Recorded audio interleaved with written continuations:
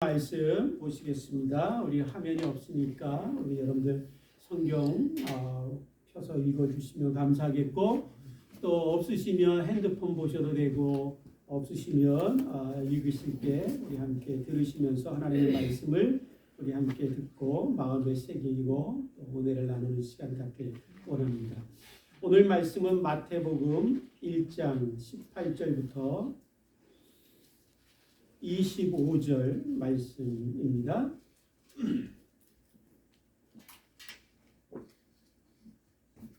마태복음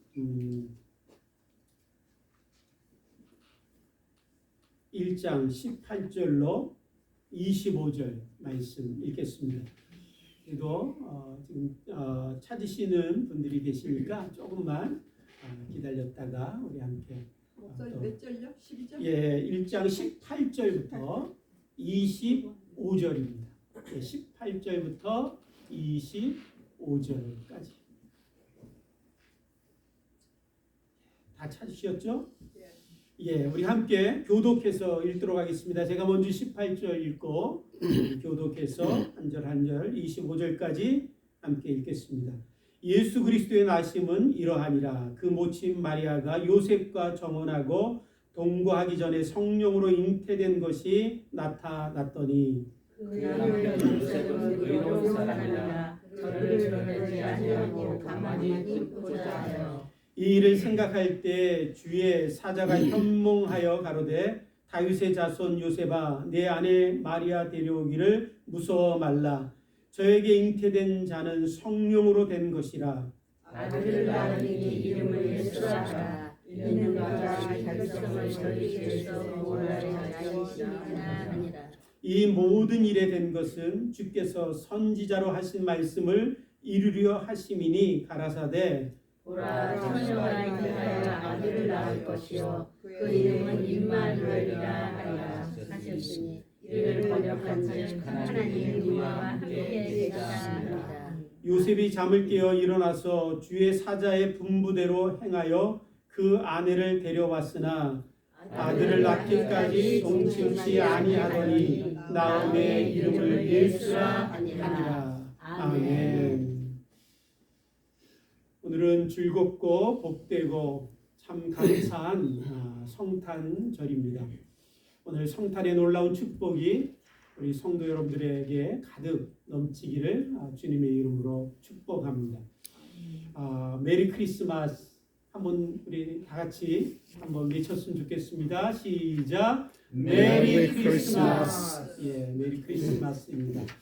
놀라운 기분이 우리에게 넘치는 이 시간에 참 우리가 이런 질문들을 하게 됩니다. 성탄절, 크리스마스 하시면 어떤 생각이 드십니까? 성탄절, 크리스마스 하면 어떤 생각이 드는지 한 조사기관에서 조사를 했습니다. 그리고 발표를 한 내용이 있는데 3위가 크리스마스 하면 제일 생각나는 그 생각이 무엇이냐면 3위가 크리스마스 캐롤이었습니다. 2위가 무엇이었냐면 크리스마스 트리였습니다. 1위가 무엇이었을까요? 우리가 생각할 때 당연히 1위는 당연한 것 아니에요? 예, 그렇게 생각하시는 게 마땅하겠지요. 근데 제가 이걸 말씀드리는 이유가 당연한 대답이 아니었기에 여러분들에게 말씀드리게 되는 것 같습니다.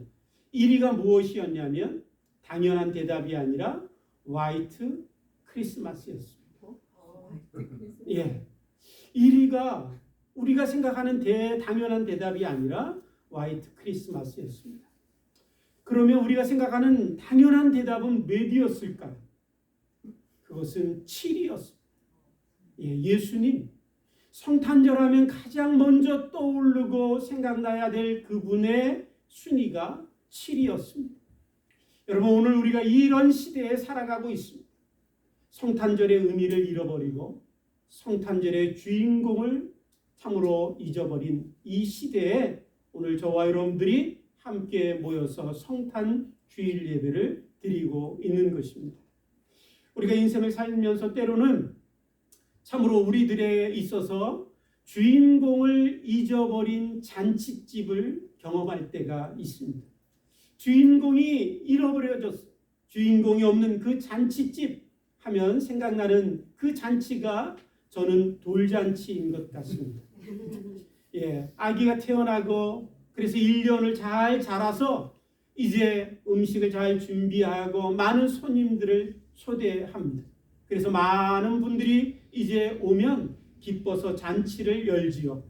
그런데 1년 산 그 아기에게는 그 시간이 너무나 당황스럽습니다. 익숙하지 않습니다. 어색합니다. 사람들이 자기만 쳐다봅니다. 또 사진을 찍을 때면 이야기합니다. 얘야, 웃어야지, 웃어야지. 그런데 이 아기는 어른들과 달라서 속과 겉을 다르게 할 수 없습니다. 그래서 참으로 얼굴을 웃으라고 하는 그 부모의 얘기를 들을 때에는 오히려 더 얼굴이 찡그러집니다. 그리고 어색해서 어찌할 바 모릅니다. 그러다가 조금 있으면 돌잡이라는 것을 하죠. 그래서 돌잡이 참으로 물건들을 쭉 놓고 그것을 잡으라고 해서 애기가 잡을 때에는 언성이 더 높아집니다. 야, 펜이 아니야, 펜이 아니야. 저기 돈 잡아야지, 돈. 그렇게 협박조처럼 들리는 그 부모의 음성을 듣게 됩니다. 그때 아기에게는 할 수 있는 방법이 딱 한 가지뿐이 없어요. 그냥 우는 것입니다. 그래서 그때부터 울기 시작한 그 아이는 이제 울다가 지쳐서 저 옆방에서 혼자 고나게 지쳐 잠이 들고 맙니다. 그래서 돌잔치에 조금 늦게 가보면 늘 경험하는 게 있어요. 돌잔치에 늦게 가보면 주인공은 없습니다.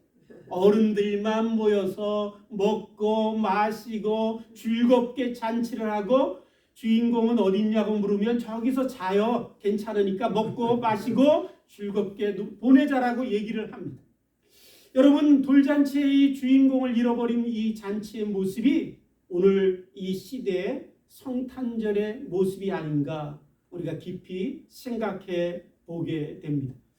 여러분, 크리스마스라는 단어가 있지요. 그 크리스마스라는 단어는 크라이스트라는 단어와 마스, 잔치라는 단어가 둘이 합쳐져서 크리스마스가 됐습니다.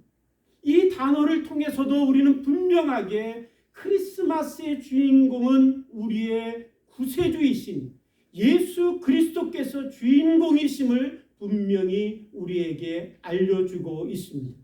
오늘 성탄절을 보내는 저와 여러분들에게 다시 한번 이날의 주인공은 나도 아니고 내 가족도 아니고 이날의 주인공은 오직 이 땅에 우리를 구원하시기 위해서 탄생하신 예수 그리스도께서 이날의 주인공임을 저와 여러분들이 다시 한번 기억하고 주인공 되신 예수님을 찬양하고 경배하며 주님을 높여드릴 수 있는 이 복된 날이 되기를 주님의 이름으로 축복합니다.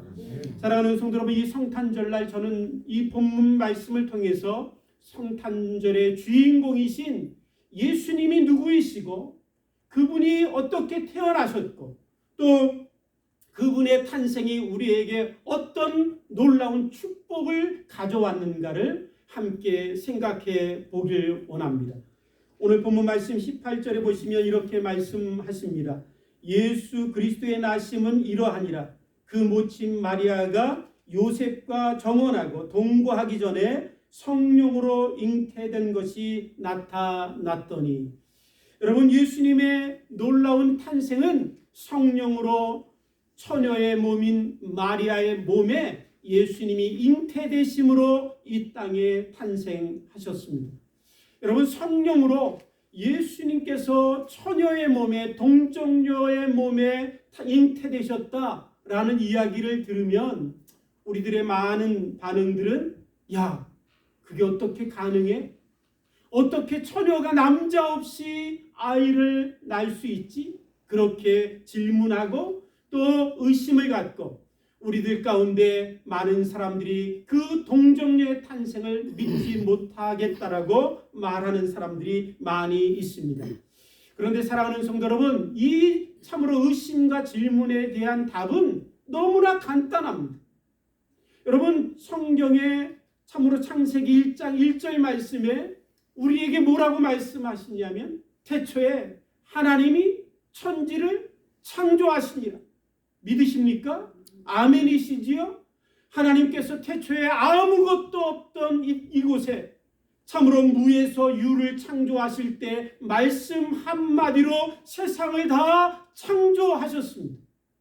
그것을 믿는다면 참으로 하나님께서 말씀으로 세상을 다 창조하시고 없던 곳에서 있게 하신 그 하나님을 우리가 신뢰한다면 여러분 참으로 동정녀의 몸에 성령의 능력으로 아기로 잉태되어서 예수님이 탄생하셨다라고 하는 이 말씀을 우리가 불가능한 것처럼 여겨지지 않을 것입니다. 너무나 당연하고 너무나 가능한 것처럼 우리는 받아들일 수밖에 없을 것입니다. 여러분 성령의 놀라운 역사들이 성경에 보면 성령이 임하시면 놀라운 신비롭고 참으로 초자연적이고 우리가 설명할 수 없는 놀라운 일들이 성령이 임하시면 나타났습니다. 세상을 창조하실 때 성령님이 함께 하심으로 말씀으로 온 세상을 창조하셨습니다. 성령이 임하심으로 이스라엘 백성들이 출애굽할 때 홍해를 바람으로 가르셨습니다. 성령이 임하여 이스라엘 백성들이 광야를 지나갈 때 구름 기둥과 불 기둥이 되셔서 그들을 지키시고 인도하셨습니다.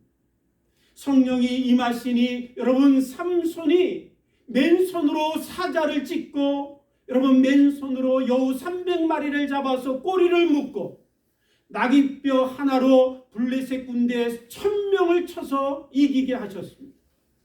성령이 임하니 절 갈멜산 위에 참으로 물을 부어서 적셔진 그 제단이 불로 다 태워졌습니다. 성령이 임하니 죽었던 예수님이 살아나시는 놀라운 일들을 성령의 역사하심으로 행하셨습니다. 여러분 성령이 임하면 놀라운 참으로 신비롭고 우리가 도저히 설명할 수 없고 초자연적이고 뛰어넘는 놀라운 일들이 이 땅에 이루어지는 것입니다. 오늘 저와 여러분들에게 성령의 충만하심이 있게 되기를 주님의 이름으로 축복합니다. 이 성탄절날 성령으로 아기 예수님이 여자의 몸에 잉태되셨던 그 놀라운 기적처럼 성령이 저와 여러분들에게 임하시면 2022년도를 보내는 우리들의 모습이 연약하고 부족할지라도 성령의 임재하심이 있으면 놀라운 기적과 놀라운 표적이 우리들의 삶에도 나타나게 될 줄 믿습니다. 성령 충만함의 놀라운 축복이 올 한 해를 이제 보내고 새해를 맞이할 때 우리에게 부어지는 그런 놀라운 축복이 있게 되었으면 좋겠습니다. 여러분 예수님께서 성령으로 동정녀 마리아의 몸에 잉태되셔서 탄생하셨지요. 그런데 동정녀 마리아의 잉태되셔서 탄생하셨대 이것이 어느 날 갑자기 이루어진 것이 아니라 예수님께서 그렇게 동정녀 마리아의 몸에 잉태되어 탄생하실 것을 예수님 탄생하기 700년 전에 이사야 선지자를 통해서 우리에게 예언하신 말씀입니다. 그래서 이사야서 7장 14절에 보면 이렇게 예언하시고 계십니다. 보라, 처녀가 잉태하여 아들을 낳을 것이요. 보라, 처녀가 잉태하여 아들을 낳을 것이요 라고 700년 전에 예언하신 하나님의 말씀 따라 이제 700년 후에 동정녀 마리아의 몸에 성령으로 아기 예수님이 잉태되셔서 탄생하신 것입니다. 여러분 이 말씀을 하면서 22절에 보면 이렇게 말씀합니다. 이 모든 일이 된 것은 주께서 선지자로 하신 말씀을 이루려 하심이니라. 하나님이 선지자를 통해서 미리 말씀하셨고 그 말씀을 다 이루게 하시려고 이제 700년이 지난 후에 성령으로 마리아의 몸에 잉태되셔서 아기 예수님이 탄생하신 것입니다. 오늘 우리가 한 해를 마지막 보내고 새해를 이제 맞이하면서 우리들에게 늘 궁금한 것이 있습니다. 그게 뭐냐면 새해에는 어떤 일들이 벌어질까? 미래에 대한 궁금함, 장래에 대해서 알고 싶은 마음들이 있지요. 특별히 지금처럼 전쟁도 일어나고 경제도 어렵고 환경도 이렇게 심하게 참으로 불안정한 이때에 우리들의 마음은 더 질문하게 됩니다. 내 미래는 어떻게 될까? 세상은 어떻게 될까? 궁금하고 알고 싶어집니다. 그래서 이럴 때일수록 참으로 바쁜 집이 있어요. 그 집이 어디 집이냐면 점집이에요. 그래서 많은 사람들이 점집을 찾아갑니다. 내 미래가 궁금하니까, 내 장래가 이 세상에 대해서 알고 싶어서 찾아갑니다. 그런데 사랑하는 성도 여러분, 우리의 장래가 어떤지, 이 세상이 어떻게 돌아갈 건지 내 미래가 알고 싶다면 여러분, 그것은 너무나 우리가 분명하게 알 수 있는 방법이 있습니다. 그것은 무엇이냐면 하나님의 말씀을 읽는 것입니다. 오늘 본문 말씀처럼 하나님께서는 미리 선지자를 통해서 말씀하시고 그 말씀하신 대로 이루시는 하나님이십니다. 그래서 아모스 3장 7절에 보면 이렇게 말씀하지요. 주 여호와께서는 자기의 비밀을 그 종 선지자에게 보이지 아니하시고는 결코 행하심이 없느니라. 하나님은 행하시기 전에 미리 선지자를 통해서, 종들을 통해서 말씀하시고 말씀하신 대로 다 이루시고 성취하시는 분이십니다. 그러므로 오늘 저와 여러분들이 이제 한 해를 보내면서 점집 기웃거리지 마시고 신문 펴서 오늘의 운세 찾아보지 마시고 여러분 하나님의 말씀을 보십시오.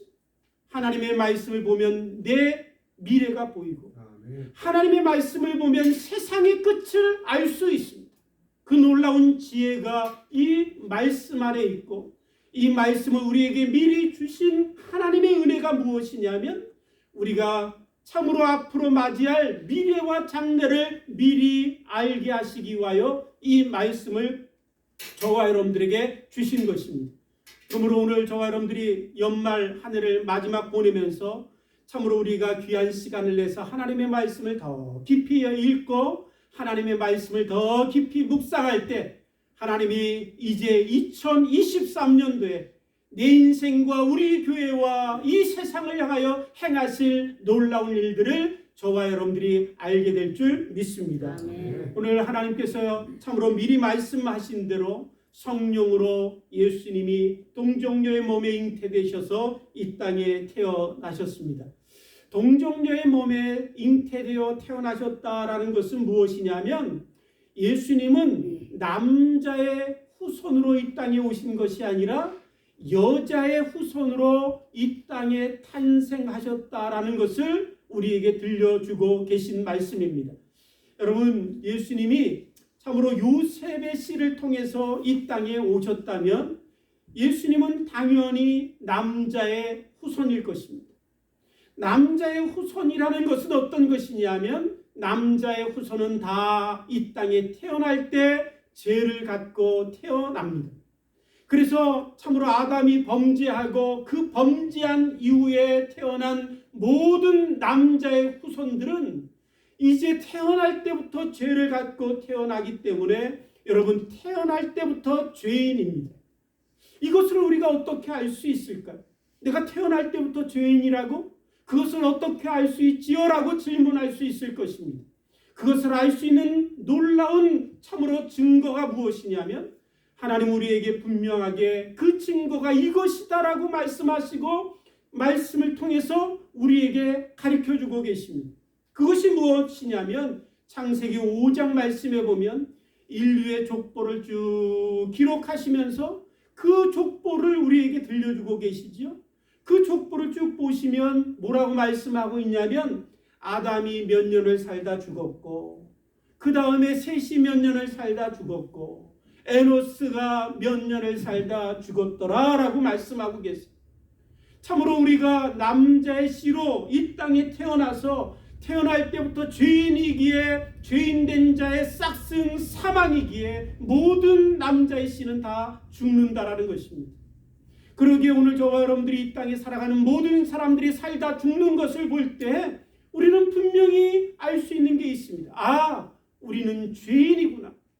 그 죄의 싹스로 인하여 우리는 다 죽을 수밖에 없는 존재라는 것을 우리는 날마다 경험하며 이 땅을 살아가고 있는 것입니다. 그런데 예수님은 남자의 씨로 이 땅에 오신 것이 아니라 성령으로 동정녀의 몸에 잉태되셔서 여자의 후손으로 이 땅에 태어나셨습니다. 여자의 후손으로 이 땅에 태어나셨다는 것은 남자의 씨가 아니기 때문에 바로 참으로 예수님은 죄가 없으시다라는 거예요. 죄가 없으신 분으로 이 땅에 태어나신 그 주님이 왜 이 땅에 죄가 없는 분으로 이 땅에 태어나셨을까요? 그것은 바로 죄된 자들을 대신하여 죽으심으로 그 죄인된 자들을 죄에서 구원하시기 위해서 이 땅에 동정녀 탄생의 놀라운 기적을 통해서 이 땅에 구주로 우리에게 오신 것입니다. 그래서 오늘 본문 말씀 21절에 보면 이렇게 말씀하시지요. 아들을 낳으리니 이름을 예수라 하라. 이는 그가 자기 백성을 그들의 죄에서 구원할 자이심이라. 예수님의 여자의 후손의 탄생, 죄 없으신 분이 이 땅에 오신 이유는 죄인된 자들을 죄에서 구원하시기 위하여 이 땅에 태어나셨다라고 말씀하시며 그 이름조차도 예수, 자기 백성을 죄에서 구원할 자이라는 이름을 가지고 이 땅에 태어나셨습니다. 사랑하는 성도 여러분, 이 말씀을 들으면 우리들 가운데 느낌이 어떠십니까? 좀 막연한 느낌이 들 것입니다. 죄에서 구원하신다고? 그래, 죄에서 구원하는 것은 좋겠지. 그러면서도 내 마음속에 다가오는 그런 느낌이 없을 수 있어요. 왜냐하면 죄라는 것은, 또 죄의 무게라는 것은, 죄의 결과라는 것은 너무나 막연하게 우리에게 느껴질 수 있기 때문입니다. 그런데 여러분, 죄에서 구원한다는 것은 어떤 의미냐면 죽은 자를 살리신다는 거예요. 생명을 잃었던 자가 생명을 얻게 된다는 거예요. 참으로 죽었고 생명을 잃어버렸고 참으로 사망 가운데 있던 자들을 살리시는 것, 그것이 바로 죄에서 구원한다라는 의미입니다. 여러분, 우리가 가끔 이런 이야기 들어보셨을 거예요. 살아야 뭐든 하지. 살아야 내가 뭐든 하지. 뭐 교회를 나가든 뭐 주님을 위하여 헌신하든 살아야 뭐든 하지 라고 얘기하는 분들이 있어요. 가끔 전도하다 보면 교회 주일날 예배 드리시기 위해서 나오시죠. 그럼 목사님, 살아야 교회도 나가지요. 그렇게 얘기하는 분들 계세요. 또 우리들 가운데 죽으면 다 소용없어 라고 얘기하는 분도 계시지요. 맞아요. 죽으면 다 소용없어요. 아무리 많은 재산을 가져도, 아무리 명예와 권세를 가져도 죽으면 다 소용없습니다. 또 이렇게 말하는 분도 계세요. 죽은 사람만 불쌍하지. 죽은 사람만 불쌍하지. 맞습니다. 죽은 사람만 불쌍한 거예요. 다 맞는 말이에요. 살아야 뭐든 하지요. 그렇지 않아요? 여러분 또한 죽으면 다 소용없지요. 죽은 사람만 불쌍하죠. 다 맞는 말씀입니다. 그런데 성경에 하나님께서 우리들 가운데 뭐라고 말씀하시냐면 에베소서 2장 1절 말씀을 통해서 우리에게 이렇게 말씀하세요. 너희 모든 인간은 죄와 허물로 죽었다라고 말씀하세요. 나는 산 것 같은데 하나님이 선포하시고 우리에게 말씀하시기를 너희들은 죄와 허물로 죽었다라고 말씀하세요. 뿐만 아니라 히브리서 2장 15절 말씀에 보면 우리가 죽은 상태가 어떤 상태고 우리의 실상이 무엇인가 들려주는데, 우리가 죽었는데 죽은 우리들의 실상이 무엇이냐면 사망에 매여 있는 자가 되었다라고 말씀하고 계세요. 사망에 매여 있다. 여러분, 사망에 매여 있다라는 게 어떤 느낌이, 어떤 것일까요? 그리스 수도 아테네에 가면 박물관이 있는데 그 박물관에 가보면 희귀한 화석이 있다고 합니다. 그 희귀한 화석은 어떤 것이냐면 헬라 사람들이 이제 사형을 선고하고 사형수가 이제 사형을 선고받으면 그 사형수의 등에다가 죽은 사람 시체를 짊어지게 하고 쇠사슬로 그것을 묶었다고 합니다. 그러면 이제 죽은 시체를 등에 짊어지고 쇠사슬로 묶여있는 이 사람은 어떻게 되냐면 죽은 시체에서 나오는 독이 자기의 몸에 스며들어서 자기 몸이 썩고 고통스럽고 괴롭게 죽어가겠지. 그래서 죽고 나면 이제 땅에 묻었는데 그것이 화석으로 발견되어서 박물관에 지금 있다라고 합니다. 여러분, 오늘 이 모습 얼마나 참혹합니까? 얼마나 끔찍합니까? 여러분, 바로 그 모습이 사망에 매여 있는 자의 모습이에요. 하나님은 오늘 저와 여러분들이 예수 그리스도 없는 모든 인간의 죄인된 자들의 실상이 바로 사망에 매여 있다라고 말씀하고 계십니다. 우리가 사망에 매여 있음으로 인하여 우리는 언젠가 육체적인 죽음을 맞이하게 됩니다. 육체적인 죽음뿐만 아니라 사망에 매여 있기에 오늘 우리는 날마다 전쟁과 싸움과 기근과 공포와 두려움과 참으로 기근과 굶주림과 아픔과 질병 가운데 신음하며 사망의 그 저주를 지금 이 땅에서 우리가 겪고 있는 것입니다. 뿐만 아니라 사랑하는 성도 여러분, 육체적으로만 죽는다면 이렇게 얘기할 수 있을 것입니다. 죽으면 다지 뭐. 그래, 죽으면 끝이야. 그렇습니다. 육체적인 죽음만 있다면 죽으면 끝이죠. 이제 죽으면 사라지면 되는 것 아닙니까? 그렇게 얘기할 수 있을 것입니다. 그러나 하나님은 우리에게 분명하게 말씀합니다. 그 육체의 죽음 이후에 또 다른 두 번째 사망이 있을 것이라고 말씀하십니다. 요한계시록 20장 14절 말씀에 이렇게 말씀합니다. 사망과 음부도 불못에 던져지니 이것은 둘째 사망 곧 불못이라 라고 말씀하고 계세요. 육체의 죽음이 첫째 사망이라면 첫째 사망이 있은 후에 두 번째 사망이 있을 것인데 그 두 번째 사망은 불못, 꺼지지 아니하는 유황불과 같은 곳에 던져지는 영원한 고통의 지옥의 형벌이 있을 것임을 말씀하고 계시는 것입니다. 여러분, 이것이 사망이에요. 이것이 참으로 죄인된 자가 사망에 매여 있는 운명이에요. 이 땅에 잠깐 살다가 사망에 매여 있어서 육체적인 죽음이 찾아오고 또한 그 사망이 우리를 완전히 집어삼켜서 영원한 지옥불에 던져질 수밖에 없는 것이 바로 죄인된 우리들의 운명입니다. 그런데 예수님께서 이 땅에 이 죄에서 우리를 구원하시러 이 땅에 오셨다라는 것입니다. 찰스 스윈들 목사님이 어느 날 크리스마스 카드를 받았습니다. 그 카드를 받아서 읽어보니까 자기에게 너무나 인상적이었고 깨달음을 주어서 이 카드의 내용을 사람들에게 공개를 했습니다. 그 카드의 내용은 이런 것입니다. 만약 우리에게 가장 필요한 것이 지식이었다면 하나님은 우리에게 위대한 교육자를 보내주셨을 것입니다. 만약 우리에게 가장 필요한 것이 기술이라면 하나님은 우리에게 위대한 과학자를 보내주셨을 것입니다. 만약 우리에게 정말 가장 절실히 필요한 것이 돈이었다면 하나님 우리에게 경제학자를 보내주셨을 것입니다. 또한 만약 우리에게 지금 가장 필요한 것이 웃고 떠드는 오락이라면, 요새는 너무나 뻔한 거 좋아하잖아요. 그 오락이었다면 하나님은 우리에게 위대한 참으로 연예인을 보내주셨을 것입니다. 그러나 하나님은 우리에게 가장 필요한 것이 죄사함이기에 이 땅에 아기 예수님 구주를 보내주셨습니다. 사랑하는 성도 여러분, 저와 여러분들에게 지금 가장 절실히 필요한 게 돈인가요? 오늘 저와 여러분들에게 가장 절실히 필요한 것이 기술이던가요? 우리 인생에 가장 절실히 지금 필요한 것은 우리를 죄에서 구원하셔서 영원한 생명으로 인도하실 구세주가 필요한 줄 믿습니다. 그 구세주 되신 예수님께서 이 땅에 아기 몸을 입고 탄생하시고 이 땅에 계시는 동안에 우리에게 이렇게 말씀하시죠. 요한복음 5장 24절에 내가 진실로 진실로 너희에게 이르노니 내 말을 듣고 또 나 보내신 이를 믿는 자는 영생을 얻었고 심판에 이르지 아니하나니 사망에서 생명으로 옮겼느니라. 예수 그리스도를 믿는 자마다 죄사함을 받는 은혜가 있는 것을 저와 여러분들이 믿게 되길 원합니다.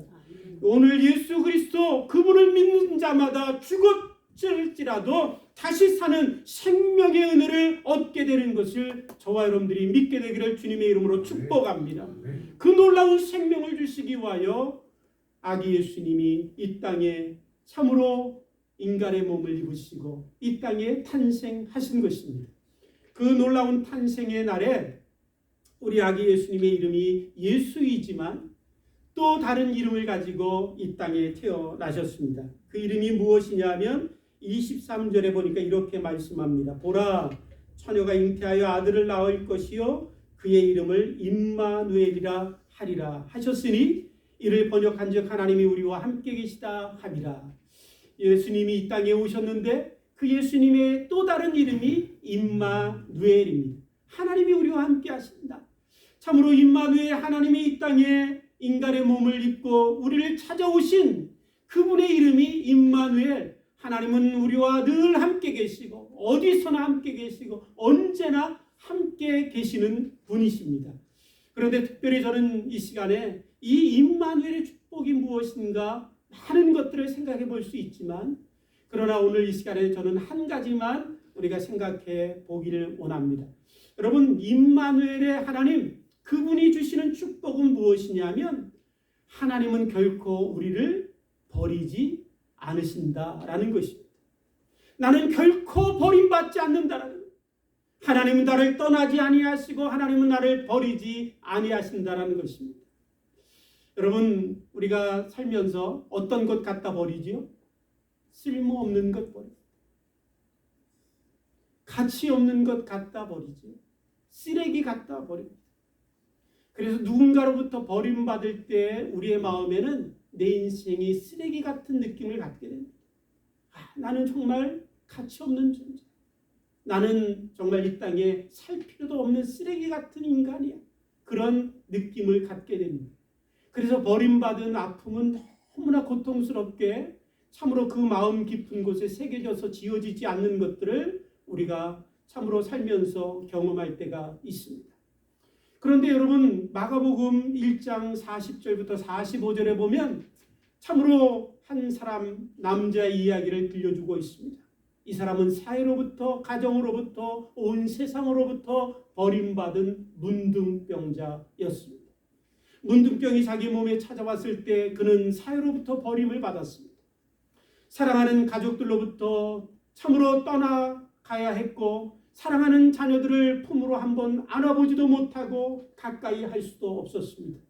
사람들이 있는 곳으로 들어올 때는 이렇게 외쳐야만 했습니다. 부정하다, 부정하다.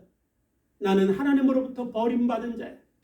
나는 하나님으로부터 버림받은 부정한 자입니다. 라고 외치며 사람들에게 들어와야 했습니다. 사람들은 그를 향해서 돌로 또 참으로 내려치고 그 마을에서 쫓아냈습니다. 그런데 여러분, 이 문둥병자를 만나신 예수님께서 그 문둥병자의 병을 치료해 주실 뿐만 아니라 놀라운 것은 무엇이냐면, 제 마음에 너무나 감동이 되는 것은 무엇이냐면 예수님께서 손을 내밀어 그 문둥병자를 이렇게 만지셨다. 여러분, 그 부정한 자, 참으로 누구도 함께할 수 없는 그 자, 그 문둥병에 손을 얹으시며 그를 만지셨더라 라고 성경은 말씀하고 있습니다. 예수님의 마음은 무엇이었을까요? 세상은 너를 다 버렸을지라도, 사회는 너를 부정하다라고 다 내쳤을지라도 나는 결코 너를 버리지 않는다. 나는 너를 사랑한단다. 너와 나는 하나야, 한 몸이야 라고 주님은 손을 내밀어 그 문둥병자를 만지신 것 같습니다. 사랑하는 성도 여러분, 임마누엘의 하나님, 그 하나님은 오늘 우리들 가운데 오셔서 그렇게 우리를 찾아오셨습니다. 문둥병자와 같고 버림받은 자와 같고 세상에서 누구도 나를 인정해 주지 않는 이 참으로 쓸모없는 인생 같은 내 인생에 주님은 찾아오셔서 손을 내밀어 우리를 만지십니다. 나는 너를 결코 버리지 아니하리. 나는 결코 너를 버리지 아니하리. 세상에서 너는 쓸모없지만 나에게는 너가 세상에서 가장 귀하고 아름답고 복된 자녀란다. 그것이 바로 이 땅에 오신 임마누엘의 하나님이 우리에게 하시는 말씀입니다. 그 주님이 우리에게 오셔서 그 주님이 우리에게 참으로 임마누엘의 이름으로 찾아오셨는데, 그 주님이 이 땅에 오셔서 임마누엘 하셔서 우리와 함께 하시기 위하여 심지어는 그 주님은 십자가에서 자신 스스로가 하나님으로부터 버림받는 고통을 다 짊어지셨습니다. 아버지요, 아버지요, 왜 나를 버리십니까? 그 모든 고통을 다 짊어지셨기에 그분은 지금 우리에게 임마누엘 하시는 놀라운 일들을 행하고 계시는 것입니다. 사랑하는 성도 여러분, 성탄절은 우리에게 분명하게 약속하고 있습니다. 하나님 우리를 버리지 아니하시고 하나님 우리를 떠나지 아니하시고 하나님 앞에 우리는 존귀한 자이며 하나님 앞에 우리는 아름다운 자녀 되었다라는 것을 이 성탄절에 하나님 아들의 탄생을 통해서 우리에게 약속하시고 증거하시고 보여주시고 계신 것입니다. 이 놀라운 축복이 저와 여러분들에게 있음을 믿게 되기를 주님의 이름으로 축복합니다.